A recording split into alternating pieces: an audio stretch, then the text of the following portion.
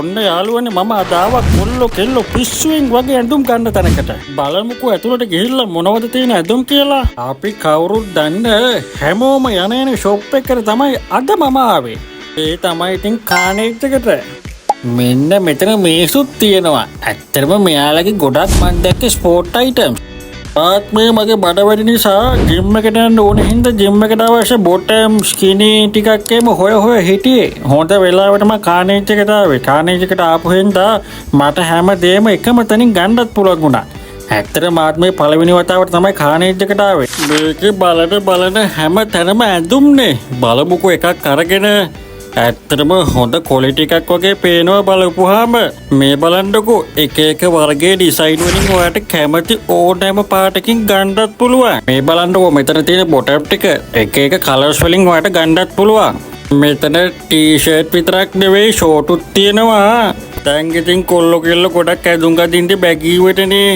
ඉතින් ඕනම ස්ටයිල් එකකට ගැලපෙන ඕනම කලෙක්ෂන් එකක් මෙයාලා ළඟ තියෙනවා. ඒකේ බොටම් වල එහෙම මාර හොඳ සොෆ්ට් ගතියක් තියෙනවා. ඇඳුම් වල මැටීරියල් එකත් එහෙම හොඳයි වගේ තේරෙනවා. කොහොමද කොල්ලනේ මේ ටී-ෂර්ට් ටික මාර ගැම්මක් නේ තියෙන්නේ. කොහොමද මේ බ්ලැක් ටී-ෂර්ට් එක යන්කෝ ඉස්සරහට එක සයිස් වලින් ඔයාට අවශ්‍ය ටී-ෂර්ට් ගොඩක් මෙතනින් චූස් කරගන්න ඔයාට පුළුවන්. ටී-ෂර්ට් විතරක් නෙවෙයි දෙයනේ මෙන්න මෙතන ස්කිනිත් තියෙනවා. කොහොමද කොල්ලනේ මේ ස්කිනි එක මට සෙට් නේද මේක නම් ඇත්තට පිස්සුවක් තමා. ඇත්තටම කිව්වොත් මේ වගේ ස්කිනි සෙට් එකක් නම් මං කොහෙවත් දැකලා නැහැ. ඇත්තටම මම හිතුවේ මෙයාලා ගාව ඇඳුම් විතරක් තියෙන්නේ කියලා. ඇත්තටම බලන් යද්දි ඇඳුම් විතරක් නෙවෙයි මෙයාලගේ සපත්තුත් තියෙනවා.